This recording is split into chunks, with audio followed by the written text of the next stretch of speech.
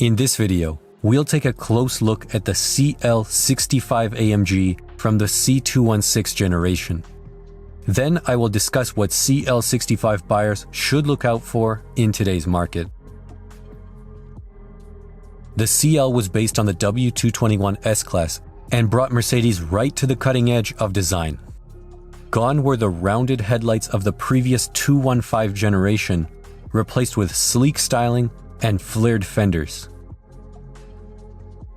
For the flagship CL65, power comes from the AMG M275 engine, producing 603 horsepower and 738 pound-feet of torque. The CL65 has strong performance numbers.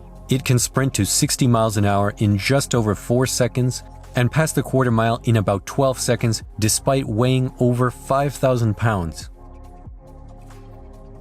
The real impressive area is the high-speed performance. The CL65 is faster from 200 to 300 kilometers an hour than the ultra-fast W213 E63 per Auto Bild magazine. The CL65 is very rare. Only 1,132 were made in total from 2007 to 2014, which was quite a long production run. The base MSRP in Canada in 2008 was $240,000 or about $200,000 in the US at the time. Of course, the main draw of this car is the biturbo V12 engine. It's incredibly smooth and produces a unique sound.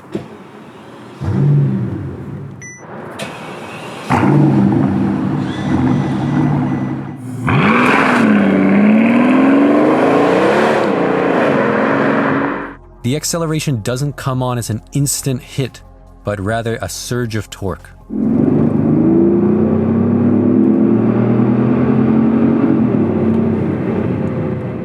This still uses the 5-speed transmission, so shifts are on the slower side but very smooth. Below 70 miles an hour, this is a traction-limited car, even in dry conditions. Crazy that this CL65 has narrower tires than a CLS63 from the same year. Thanks to the ABC hydraulic suspension, this car feels very stable at high speeds and goes from plush and comfortable to relatively stiff in the sport mode. The ride quality is excellent as expected, and the system tightly controls any body roll. The CL has a 90-liter fuel tank, which just gives it that extra bit of range. The exterior styling of the CL set the tone for Mercedes for the following decade, yet the classic pillarless design is still here. I personally prefer the styling of the 216 to the rounded headlights of the 215. Equipped are the standard 20-inch twin 5-spoke wheels. CL65 touches also include the V12 design exhaust. There was a facelift for 2011 models in North America.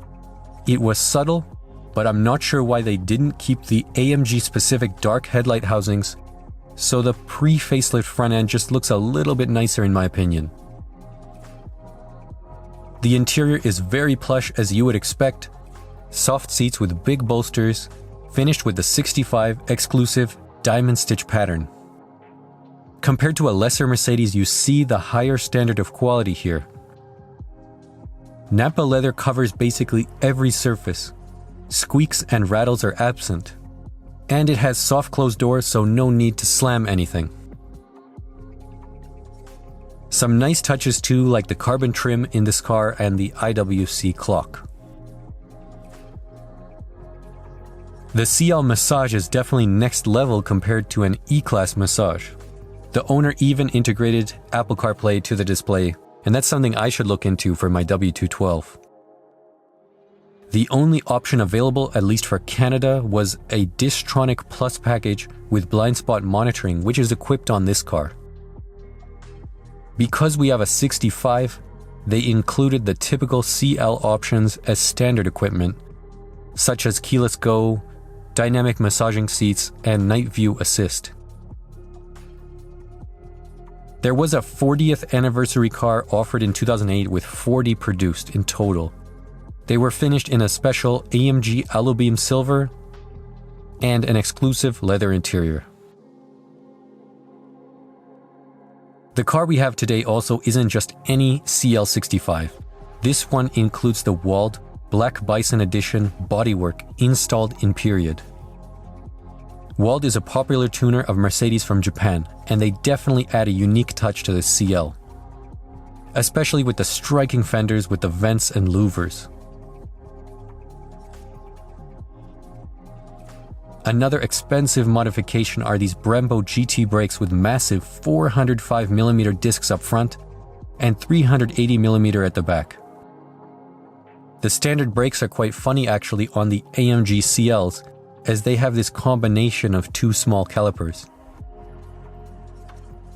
This car is equipped with a Rentec tune, which is good for 670 horsepower and 840 pound-feet of torque, as well as an upgraded intercooler system. Otherwise, this is just a nice example that has done only 54,000 kilometers. So what is it like to own one of these? What should you look out for? The first thing that comes to mind is the ABC hydraulic suspension. Fluid and filter changes are important, and the pump driven by the engine can certainly leak or go bad at some point. However, it is an advancement of the system, and it's known to be more reliable than the previous 215 CL. The M275 engine has a few known issues. The ignition coils are the most well-known. There is one coil assembly for each side of the engine, and each one costs well over $1,000. Just like an M113 engine, keep an eye out for oil leaks around the rear main seal and valve covers. The engine has 24 spark plugs, but the service interval is long, so this isn't a big deal in my opinion. Probably the most common issue out there is complaints about noise or vibration, and that's because the engine mounts on these cars wear out and sag. They are pretty much wear items to be replaced every 30 to 40,000 miles. These engines suffer from heat soaking when the air intake temperatures are just too high and power is cut. So intercooler system upgrades or even just an updated pump are welcome on this car.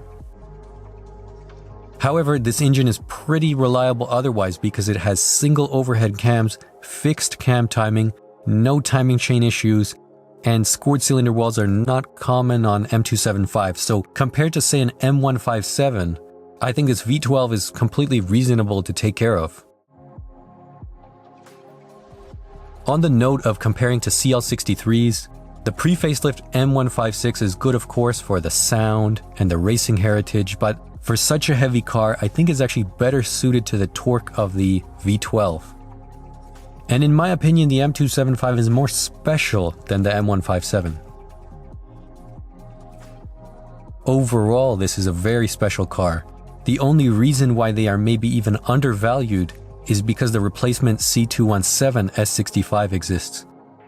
That has a slightly updated V12 and finally a fast 7-speed transmission. Speaking of values, around $31,000 US is all you need for a good CL65 with say 70,000 miles, which is great value for money. The collector grade examples with less than 30,000 miles are more around the $50,000 range. Still, like I said, great value for money for a flagship Mercedes that is still very modern.